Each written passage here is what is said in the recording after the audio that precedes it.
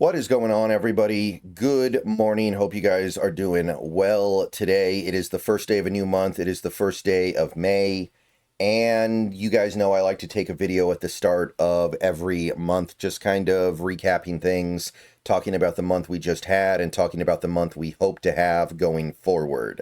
So, let's start by talking about the month of April. April, always a fun month for football YouTube channels because it's the draft. Maybe for most teams, the most interesting time of the year. Because unless your team is lucky enough to make a deep playoff run, people are going to be paying more attention at the draft time than they are any other time, probably. And I know that sounds a little bit weird that the draft would be a focal point of a fan base more so than the actual games, but I think that unless your team makes a deep playoff run, that might be true. So almost all the content on the channel for the month of April was about the draft. It was pre-draft evaluations of players, mock drafts, discussions with Brandon. We did several shows over the month of April, excuse me. There were other draft discussions like top 30 visits and projections of things and just all kinds of draft stuff. And then, of course, you get to the draft where you have the draft shows, you have the reaction videos that get cut out of those streams, you have the after show that I do with Brandon after the days of the draft, you have the videos that kind of lead into each draft day from wherever we were left the previous day. So that stuff, all great. That stuff popped off. That stuff blew up. I got videos that I've uploaded over the last week concerning draft stuff, concerning the picks, concerning this and that and the other thing, that blew up to well over 5,000, in some cases close to 10,000 views. So I had a great time, and the streams. I mean, I'm pretty sure we set a viewer record. I'm pretty sure we set a viewer record for stream viewership. I think we went over 1,300 at one point. If that's not a record for the channel, it's very close. So we crushed it. We killed it.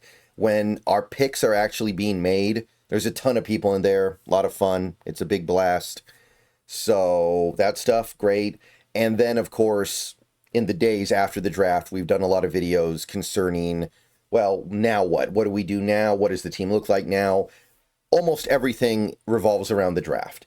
There are a few videos that don't, like releasing Cam Young or signing Jonathan Hankins or one or two other things, but for the most part, almost every video discusses the 2025 NFL Draft.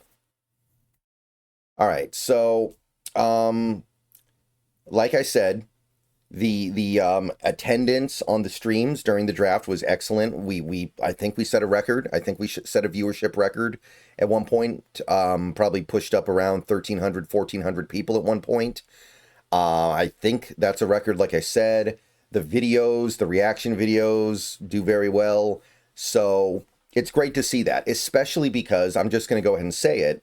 The pre-draft evaluation videos I make on prospects, because of the way I do things, most of those videos do not have mainstream appeal. You have to be a particular kind of football fan to want to watch me go through a prospect, especially lower level prospects that have like a, 3% chance of getting drafted by the Seahawks. It takes a particular kind of football fan to be into it enough to be into that. So those videos I make leading up to the draft, you can go back and look.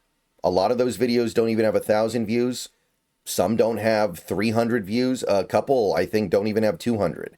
I'm doing it because I need to understand the draft better. I want to try to understand these players. And I figure as long as I'm doing all this work, I may as well put together videos so other people can look at what I'm thinking and what I'm saying. But those videos don't have mainstream appeal. So to see things pick up big time during the draft the way that they do, it's good to see. Because I'm just going to say it, even though it doesn't surprise me, those pre-draft videos that I make for prospects, they often are just kind of, they're often there because what else would I be doing, right? If I'm not posting those videos, then what am I doing? I'm not doing anything because there's nothing else to talk about. But I know those videos don't have mainstream appeal. I probably could adopt a different model where I only talk about like 30 prospects total, and it's 30 prospects that I know Seahawks fans will be really chomping at the bit for. But I don't think that would give me a very good picture of the draft. So I don't think that would be good. I don't think that would serve what I'm trying to do here. But there's a trade-off. There's always going to be a trade-off, and the trade-off here is I make a lot of videos that only get a few hundred viewers. So thank you to everybody who showed up to those streams. They were very well supported as well. Love having all you guys in there. We have fun. I think the stuff I put on screen during the draft helps people follow it. It's something that I don't see these other channels do. It's something that I think allows people to come in, even if they don't necessarily want to hear everything that I have to say. They still come in because my stream makes it easier to follow the draft. And yeah, that stuff was a big blast. Now, I do have to comment about one thing going on here, because this is something that goes beyond me and my channel. This is something that's also having an effect on other Seahawks creators. And I do want to go ahead and acknowledge this just a little bit here, because one thing that also happened during the draft was things got a little bit rough at a couple of points. And I'm just going to go ahead and say it. There were a couple of things the Seahawks did during the draft that I didn't really like. Just like there have been a couple things the Seahawks have done during the offseason so far that I really did not like very much. And quite simply, that's been something that has, it's making it difficult. It is kind of making it difficult to continue to do this way, because in this fan base, for some reason, people really, really, really don't want to hear that. They really just don't want to hear anything negative until the negative thing has already happened. Negativity has to be done in hindsight, but nobody wants it done trying to, give the benefit of foresight. And there were a couple picks the Seahawks made that I didn't like, and people really, really didn't like that I didn't like those picks. And there's nothing wrong with not liking that I didn't like a pick, but it's just very strange to me the way people react. It's just very strange, the expectations that people have of the content on this channel. It's very strange the way people react when somebody gives a less than rosy take on things. And I don't want to get too deep into this. This is a complicated issue. This is an issue that is affecting other Seahawks creators much more than it's affecting me. But I'm going to say one thing, and I think everybody just needs to keep this in mind going forward now and forever. You come to this channel for my takes. Well, you come to this channel for Seahawks news, because I do provide that. And then you come here for my takes. You don't come here for Mel Kiper Jr.'s takes. You don't come here for Pete Prisco's takes. You don't come here for Rich Eisen's takes or Michael Irvin's takes or anybody else's takes. You come here for my takes. Period. And that should be something that you're willing to do whether or not you agree with the takes or you have a certain expectation of what the takes are going to be. So I don't really know what else to say other than that. I don't understand why anybody would expect anything else. I don't know if people are expecting me to just offer up non-editorialized news about the Seahawks and not really comment on anything being good or bad. I don't know if people want a cheerleader, but it sure seems to me that it's one of those two things. And I'm just going to go ahead and reiterate this. This channel's for my takes. Some of my takes go very well. Some of them don't.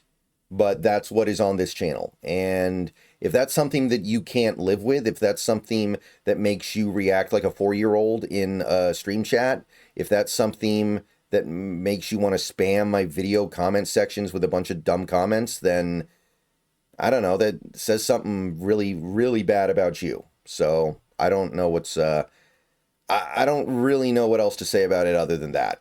And there was definitely a point during the draft week where things got, I think, a little bit out of control. I've seen it get out of control with other content creators on here. And I just want to go ahead and lay that down.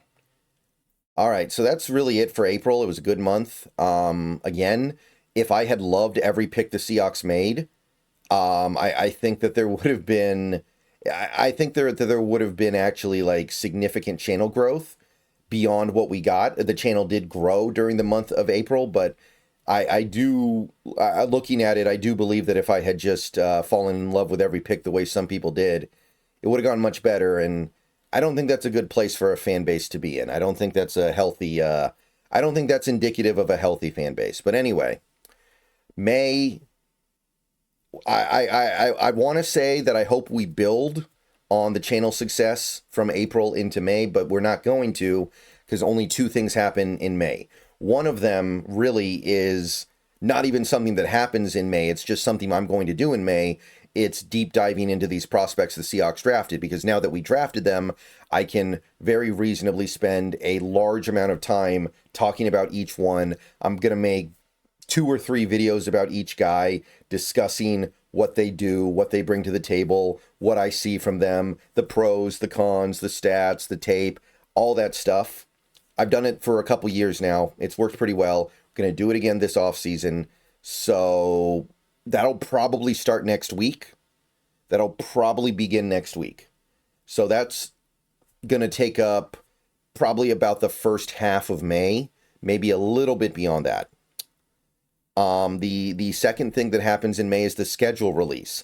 And whenever the schedule releases, I'll do a video. Maybe I'll do a stream talking about the schedule release. I'll go through it game by game. I'll talk about my initial thoughts on it. And it'll just give us something to do for maybe a day or two. So keep an eye out for that. That's going to be great. Other than that, though, May is dry. Like, you might see a Shaq Griffin signing. You might see an extension. You might see some releases.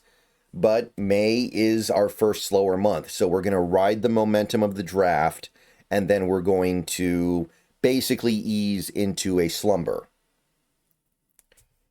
Okay, so that's the YouTube stuff. Thank you, everybody, for supporting. Thank you, everybody, for hanging out. Thank you, everybody, for being part of the channel. Twitch, I didn't spend very much time on Twitch during April because I was working on draft stuff. So I don't really have a... I don't have a ton to report there. We played some Minecraft for the most part. I think that might be the only thing I did on Twitch during the month of April, actually. We did Minecraft. I'm going to be swinging to something else pretty soon here. I don't want to get too deep into Minecraft. If I do that, I'm not going to play anything else for a long time, and that's the opposite of what I want to do, because Minecraft is that kind of game where you just get sucked in. I need to eventually swing to something a little bit more... you know, starting point, end point. So I might do Schedule 1 at some point. That was a game that a lot of people liked, that was like a big meme game kind of for a few weeks there, but I missed it because I was too busy. A lot of people are liking the, what's it called, Experiment 33 game. Probably going to try that. I think it's on Game Pass. And that's going to be May. Might get back to American Truck Simulator finally. I think we'll have an opportunity to do some of that. And that's about it. I opened a Letterboxd account. Find me on Letterboxd, SeahawksBN. I am doing movie reviews over there now. I'm going to see a bunch of movies over the summer. Well, not a bunch, but I'm going to see the ones that I want to see. I'm going to watch stuff at home, and I'm going to review things as I go along. So if movies, or to a certain extent TV shows, are your thing, follow me over on Letterboxd. Going to be trying to post reviews of pretty much everything I watch from here on out. All right, so that's it, guys. So thanks for a fun April. It was a good month. Hoping that May carries us forward and gets us to the end of the month, because once we get to June and July, it's going to be very slow. And there's not much any of us can do about it. That's just football. Okay, see you guys later today or tomorrow. Go Hawks. Maybe another video later today. But like I said, now that we're post-draft, I'm going to be pulling back a little bit and kind of stretching things out. So have a great May. See you soon.